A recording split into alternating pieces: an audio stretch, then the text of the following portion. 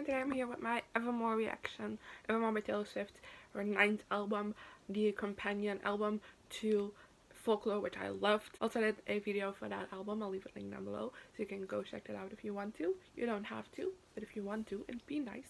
But today, it's time for Evermore. I am on a bit of a delay listening to this album because I was just flooded with homework this past weekend, so I hadn't gotten around to listening to it yet.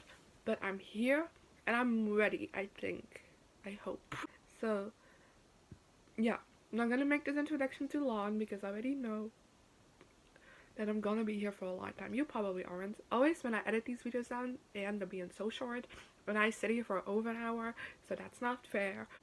But we're gonna make the most of it. And we're starting off with Willow, which is the first track of the album. So obviously we're starting off with that.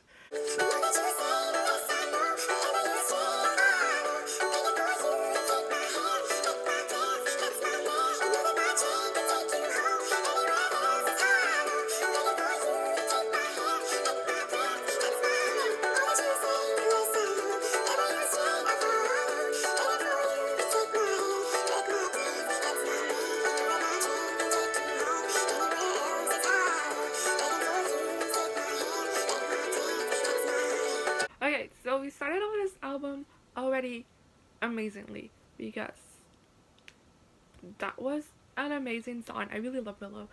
I can definitely still get like the folklore influences. I get what she's calling this a companion album just based on this one song because, you know, there were similarities between the two. But this was a great song. It felt very fantasy-like. I can't explain it, but for some reason I think this would fit well with a fantasy story, which, you know, we love. But overall, I really liked it, and I thought it was just a really good song. I don't have much more to say about it. I'm a fangirl, not a music critic, remember that. So yeah, let's move on to the next song, which is Champagne Problems.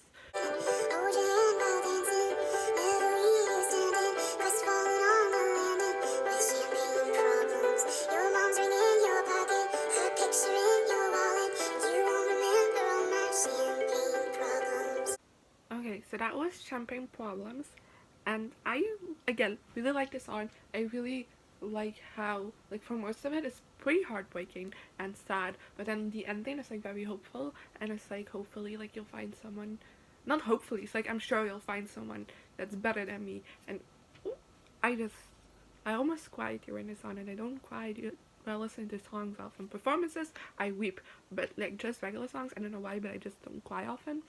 But I almost had it with this one because Taylor Swift just has a way with words, and this song completely had it, and oh, I loved it. Let's move on to the next song, which is Gold Rush.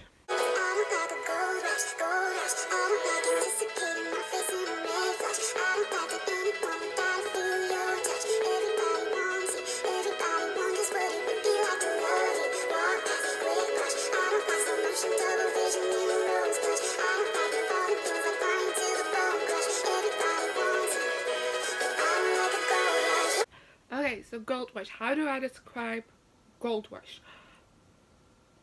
I don't know how, because the melody is something else. So beautiful, and then of course the lyrics are fantastic, like always with Taylor Swift. And oh, I don't know how to describe this one. It just, I don't know, there's some magical element to it that makes me just completely sucked into the song and just I don't know, not be able to talk about it, I guess. But I really like it. I like the intro and the outro especially. I feel like it's a bit siren-y, you know? It reminds me of sirens, the mythical creatures. I don't know why, but I get that feeling from it. And I love it. And then the rest is also amazing. I like the chorus and the verses sound very different, but they flow into each other very well. I really appreciate that because some artists, some songs do have that choppiness when they try and do something like that, but of course it's Taylor Swift, so it blends perfectly because it's Taylor Swift. And yeah, I don't know, loved it. Let's move on to 'Tis the Damn Season.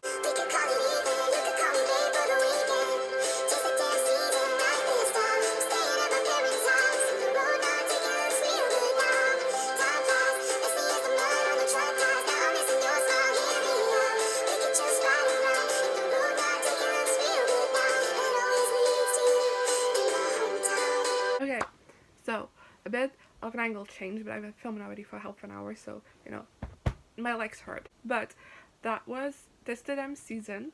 And again, it's a song I really liked. I don't know what else to say. I don't know, I don't have a lot to say about the song, but I really liked it. I think the lyrics were well. I like the story that it told of, like, I don't know, just kind of having that loneliness and then, like, coming back home and having, like, this one person that you know you can, like, trust after, like, being betrayed or, like, something, and knowing that that feeling is gonna be temporary. I really like that. And I don't know, I really like the song.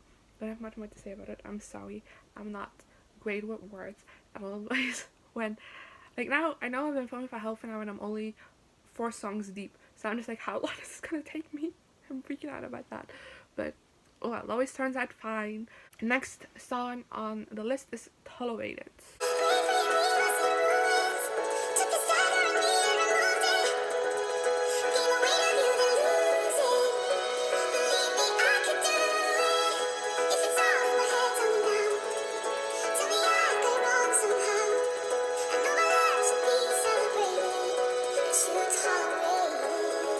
Okay, so Tolerated was absolutely beautiful, which we should expect because it's a track 5.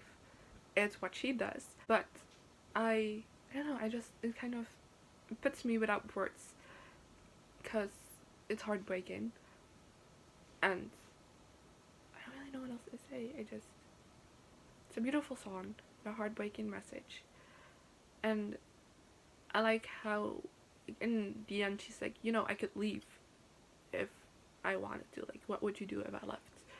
Because you're taking me for granted. Like, what would you do if I wasn't here anymore? And yeah, left me a bit speechless. So let's move on to No Body, No Crime, which features Haim. I'm sorry. I realize this is the first time I'm saying the artist's name aloud. Now I'm not sure how to pronounce it, but I think it's Haim. I'm sorry if I got it wrong.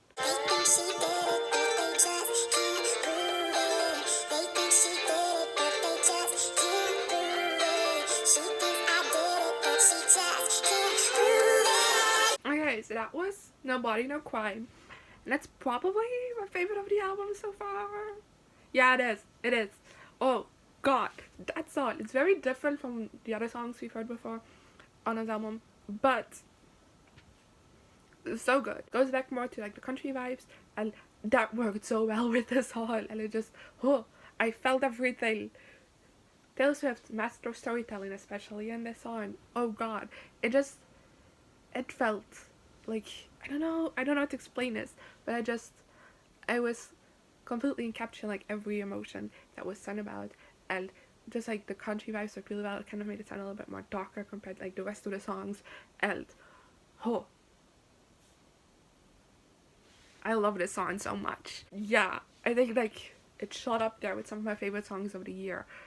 Like, I'm gonna do end of January, I'm gonna do a video of, like, my favorite songs of 2020, and I've been thinking about it a little bit. Haven't made, like, a list yet, but I've been thinking about what to put on there. No, was above them all. That was so good. Let's move on to Happiness.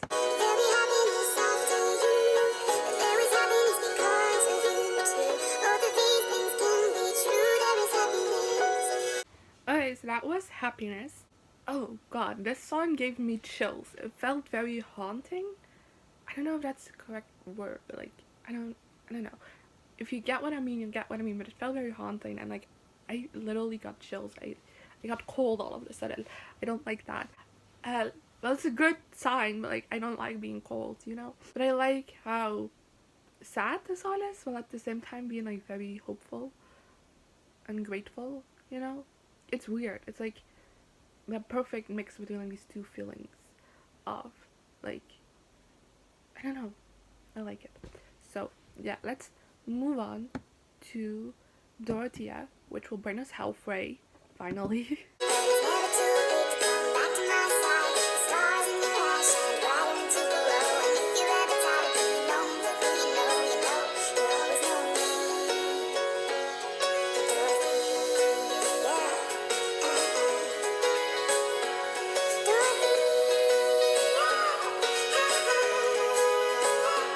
so that was Dorothea.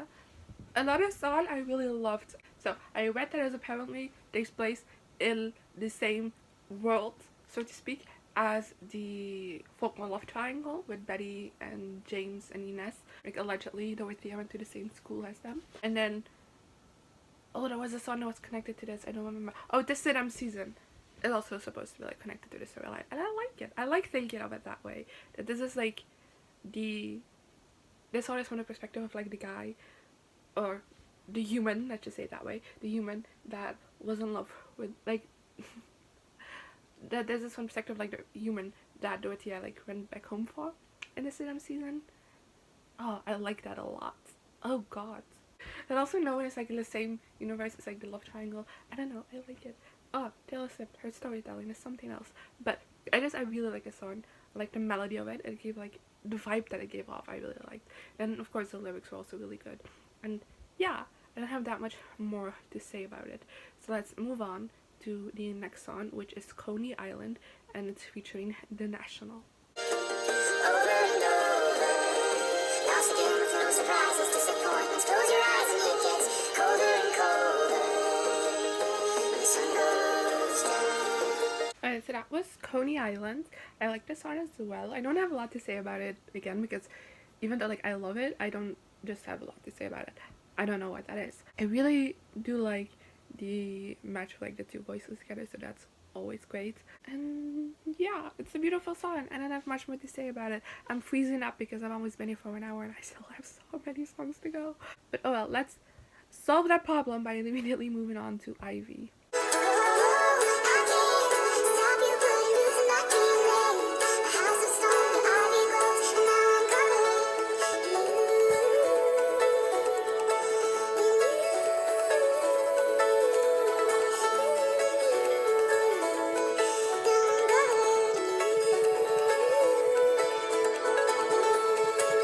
Okay, so that was Ivy, which again, this like especially melody wise, this just reminds me a lot of like something out of a fantasy world. I don't know what it is. Even it just kind of feels like a little bit fairy like, you know, the fae.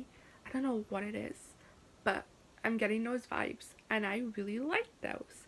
And also really, because of course the song is also about an affair, which like she's written about before in folklore, but I like how this like shows kind of more like a vulnerable side, and you can kind of from the context of the song kind of assume a bit that the husband is a little bit abusive and like not a great person to be with, or like something like that relationship isn't good for whoever.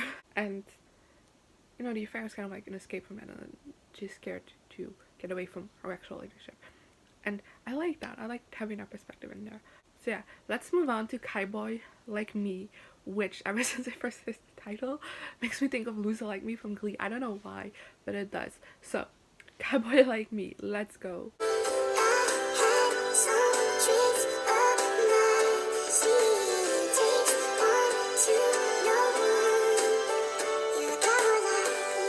Okay, so Cowboy Like Me is another song that I really like. What's a surprise? But basically, again, I really think like the vibes of the song and like the melody really like helps tell the story of the song, besides just like of course the lyrics, which are also great at telling the story.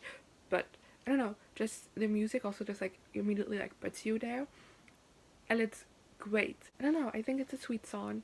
I feel like it sounds a bit simple, but like it's very effective in that way. I'm sure like a lot goes into this, but to me it sounds like a little bit simple, like on the simplest side compared to like other songs, but it works so well and it tells the story beautifully, so I'm not complaining. So let's move on to the next song, Long Story Short.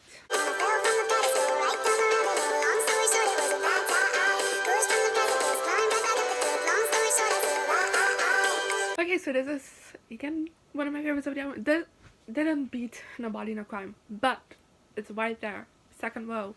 Damn, I really like the song. I really like the melody. I like how it's upbeat and just it's fun. I like vibing to it. But I also really like the message of the song of like going through hardships and now being in a better place. And I especially like the line, like, wait a minute, I'm gonna look up the exact line because Taylor Swift deserves that.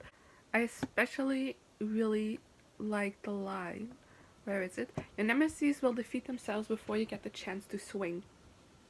Love that line, yes. And also how she ends like the last chorus of the song is like, long story short, I survived. Love that as well. Yeah. So great song, love it. And let's move on to the next one, which is Marjorie.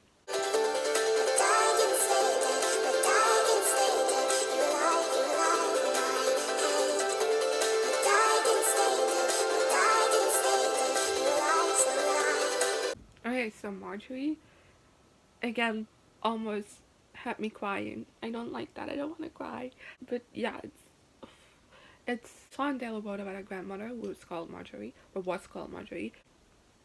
And I don't know, such a good song. I feel like, especially in times like these, it will bring like a lot of comfort to a lot of people who like also lost a loved one. I don't know, I really like it.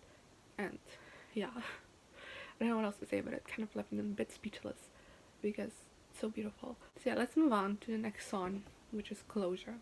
Yes, I got your letter, yes, I'm doing better. It cut deep to know you're right to the bone. Yes, I got your letter, yes, I'm doing better. I know that it's over, I don't need your closure, closure.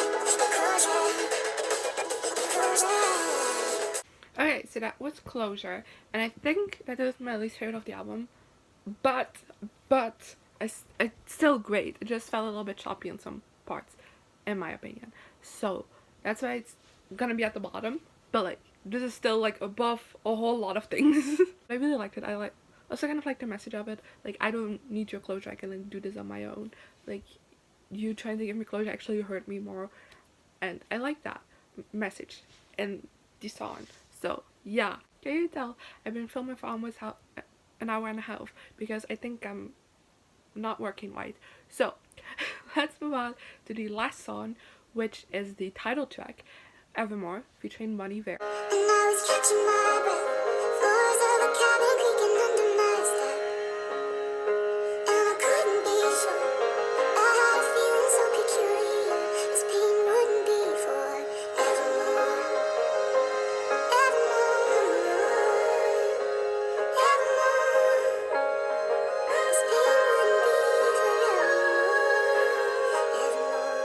Okay, so that was Evermore, which is another song that kind of left me speechless because it is so beautiful. Oh my god. Oh. I like how in the bridge it goes like more intense and like calms down again playing the glass. Oh, so brilliantly done. And just the whole process of like the healing journey that's described to the song. Oh god. I love this song so much. And it hit home. And I don't appreciate that. Taylor, why do you hurt me? I don't like it. Even though this wasn't that hurtful, but still, I don't like it when things make me feel things. Well, you know, it's always better if things make me feel things, but like, I just, you know, you know what I mean. I don't want to be attacked. So, I'm sorry for that. Let's move into my top 3 of this album, which I think is going to be obvious of my reactions, even though like I loved every single song on this album. There is no bad song on this album. It was fantastic. Taylor did it again. She's saving 2020 for us all. But I do have a top 3 that's very clear, I think. So number 1, No Body No Crime. I think that's obvious. Then the second place I have Evermore, because did you listen to the same song I did? And then long story short, I think that's my top 3. Yeah, overall thoughts. This was so good. I think I prefer this over Folklore. I'm not sure because I've been with Folklore for longer than this. I get just be like my initial reaction be like, oh my god, yes. But I don't know, I feel like there were more songs in this that hit deeper to me than on Folklore, and then also like just some songs like, for example, No Body No Crime, which is, you know, not as deep meaning, but like, I don't know. I just think the storytelling on this album is like even more immaculate than on Folklore, which is hard to do because Folklore was also just like fantastic. But I just feel like everything in this album just like came together so perfectly, and oh, I love it. And yeah, I'm gonna have even a harder time making my top list of favorite songs of the year because damn, Taylor went out with a bang this year because yes, oh my god, how can she keep doing this? This is such a great body of work. And like I said, I don't know if I prefer it over Folklore or not. Ask me in a couple of months when I also have time to like sit with this for a little bit. But oh yeah, it's so good. And I really just like the themes of like healing and hope throughout this album. It's a great theme to have during this time of life, of the world. And yeah, I love it so much. So yeah, that was my review, first reactions of folklore of Evermore. I'm done. Yeah, these are my first reactions to Evermore. Let me know in the comments below what you thought of this album, your top 3. I always love knowing people's top 3 because I feel like it's so different from everyone else, and like tells you a lot about like what kind of music you went to, like which messages you got from the album. I think a top 3 of someone's top 3 of an album like tells you a lot about them. So I love knowing people's top 3 of albums. And yeah, that's it for today. I guess I'll see you guys next time. Good. Here I am again, the same old situation. Why does the God thing have to be so complicated?